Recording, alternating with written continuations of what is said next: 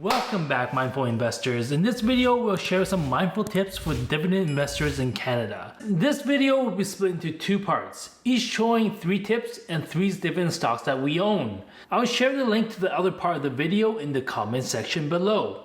Here's my first tip. No need to stress over capital gains or losses. Having invested in the stock market for 15 plus years, sometimes I find myself checking the ticker symbols and getting emotionally invested in whether the stock was green or red that day. This only matters if we're making a speculative short-term play. As a true dividend investor, our main focus is on consistent dividend payouts. We should only be worried when the company starts to cut dividends or if the sector is in trouble. We have an example of Manulife here. Even when the stock tanked from a high of $27 to a low of $13 in 2020, their dividend payouts haven't missed a beat. The payout ratio is only 36%, so they have a lot of cash. This is critical to keep the investors happy as we move past this economic disaster. My name is Alesh Eisner, and I run the Canadian Money Talk YouTube channel. I would like to thank Rob of Mindful Investors for collaborating with me on this video. The tip I would like to share is that you want to look for eligible dividends to ensure low taxation. That is, Canadian companies on a Canadian stock exchange and headquartered in Canada. But check each company first to ensure that it pays eligible dividends. You can find this out on the corporation's website, in the corporate quarterly or annual reports, or in the shareholder publications. You may hold the company in a non-registered account if your TFSA limit is exhausted, since the taxation is so low on eligible dividends. If you have foreign dividend payers, then hold them in an RRSP because those dividends are taxed the same as an RRSP withdrawal, and you don't pay the 15% tax withholding. The investing for income gives you extra cash flow and multiple sources of income to eventually live off of, but you can use it as an emergency source of income in the meantime. My dividends currently add up to about $45,000 annually. The dividends can be used to buy other stocks when you save the dividends to make up a lump sum purchase, or you can enable a DRIP, which is a dividend reinvestment plan, or you can live off the dividends. Now we'll share 3 stocks that we own. Bell Canada, BCE.TO. They have a 6% yield. The 5-year stock price hovered around $55. They've increased the dividend payouts for 6% yearly.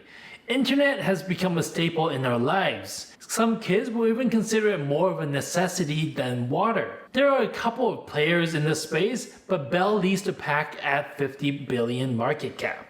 TELUS is $30 billion and Shaw is $12 billion. To be honest, I have all 3 holdings because the sector will get a huge boost from the illness. The first one is Enbridge. It's one of my favorites for dividends. I'm not saying that it's right for you, just that I own it.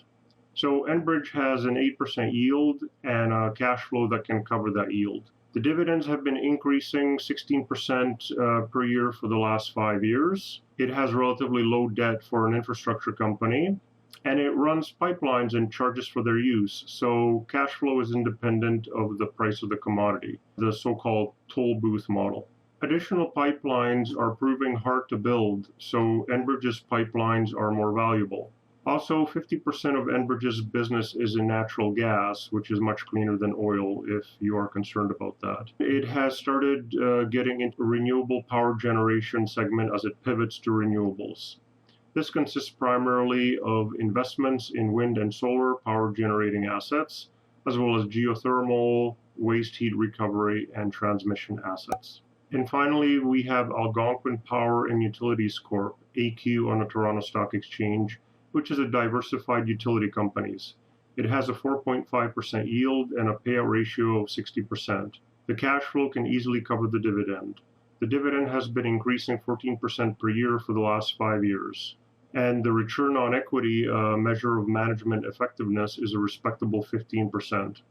It has relatively low debt for an energy company. It operates a portfolio of electric, natural gas, water distribution, and wastewater collection utility systems and transmission operations. The renewable energy group segment owns and operates a diversified portfolio of renewable and thermal electric generation assets in North America and internationally. Dividends are a great way to make money via your portfolio without using up your principal. But keep in mind that dividends aren't free, as they decrease the stock price, even if it isn't visible due to the fluctuations in the stock price of that day. Remember to check out the other part of the video if you're interested. Investing in dividend stocks requires the long game mentality. Which tip did you find the most useful? Thanks again for watching. Comment, like, and subscribe if you found any value. Take care, and I'll see you in the next one.